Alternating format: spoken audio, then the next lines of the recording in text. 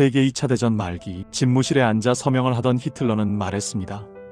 손끝이, 이 빌어먹을 손끝이 말을 듣지 않아.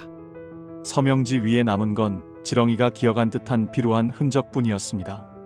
청년 시절 화가를 꿈꾸며 세밀한 풍경화를 그리던 그 섬세한 손기술은 사라졌습니다. 그 손이 스스로를 거부하고 있었습니다. 그때 아무도 몰랐습니다. 이 떨림이 한 사람의 몸뿐 아니라 전쟁의 흐름까지 흔들고 있었다는 것을. 히틀러의 측근들의 회고록에는 1942년 무렵부터 특이한 신체 변화들이 반복적으로 기록되어 있습니다. 오른쪽 팔과 다리에 규칙적인 떨림이 나타났다. 보행 속도가 느려졌고 허리가 점점 앞으로 굽었다. 얼굴 표정이 굳어가는 것이 눈에 띄었다. 글씨도 문장의 끝으로 갈수록 글자가 점점 작아지다 점이 되어 사라지는 소자증이라 부르는 현상이 나타났습니다. 뇌의 운동 조절 능력이 손상될 때 나타나는 전형적인 증상입니다. 작전 회의실에서 있었던 일입니다. 거대한 지도 앞에 선 그가 전차 군단의 이동 경로를 가리키며 말했습니다. 여기 이 지점을 점령해야. 하지만 그 손이 흔들려 제자리를 찾을 수 없었습니다. 보좌관들은 눈을 피했습니다. 뇌는 명령을 내리지만 몸이 석고상처럼 굳어버리는 것.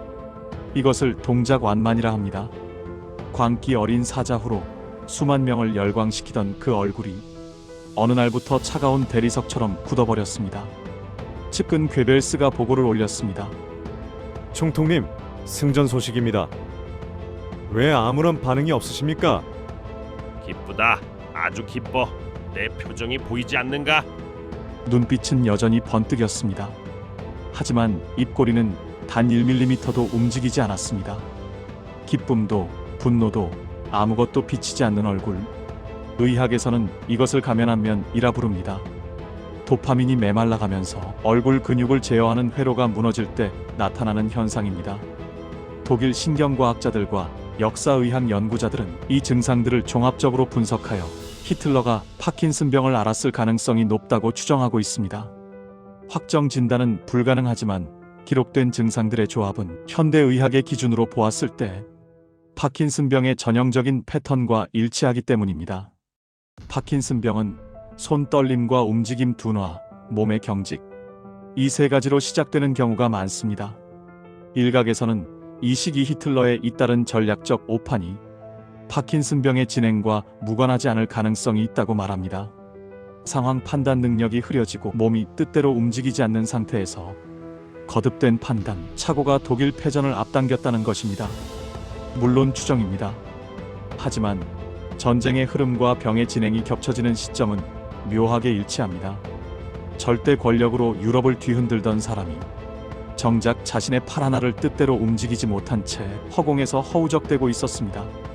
히틀러의 주치의 모렐 박사는 이 시기 히틀러에게 수십 가지 약물을 투여했습니다. 정확히 무엇을 위한 것인지 밝히지 않은 채로. 그런데 이 진료 일지에는 충격적인 내용이 담겨 있었습니다.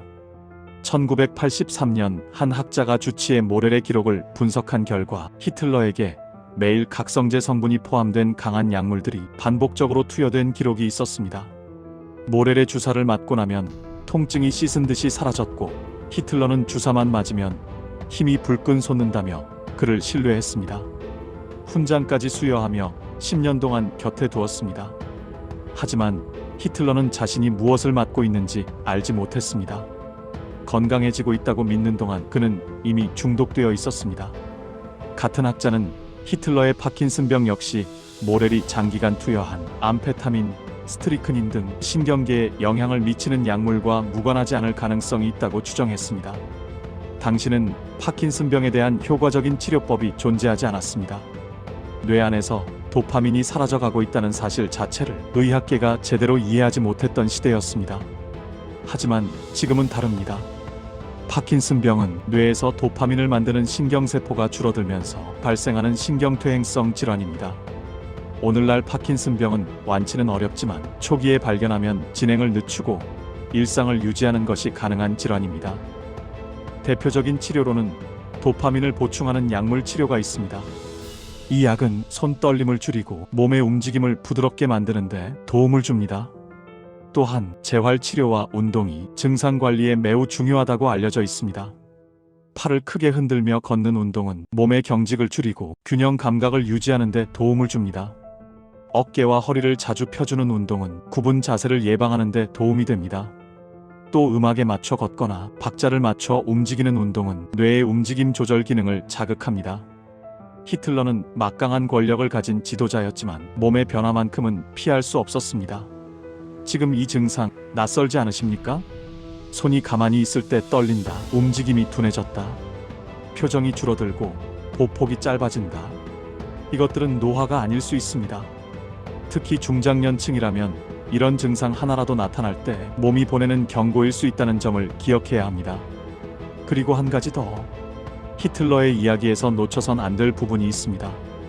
그는 자신의 몸에 무슨 일이 일어나고 있는지 끝까지 알지 못했습니다. 내 몸의 신호를 스스로 읽지 못하면 아무리 곁에 의사가 있어도 소용이 없습니다.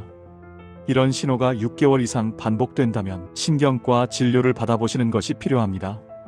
1945년 4월 벙커 안에서 찍힌 마지막 사진에는 그의 등은 앞으로 굽어 있었습니다.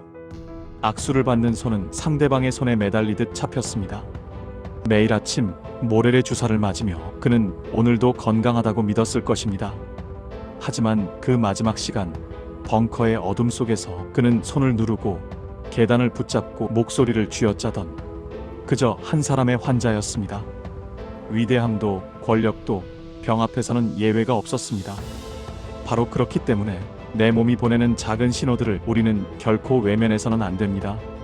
오늘 혹시 손이 떨린 적 있으셨습니까? 앞으로 이어질 또 다른 삶의 기록들도 함께 해주시길 바랍니다. 감사합니다.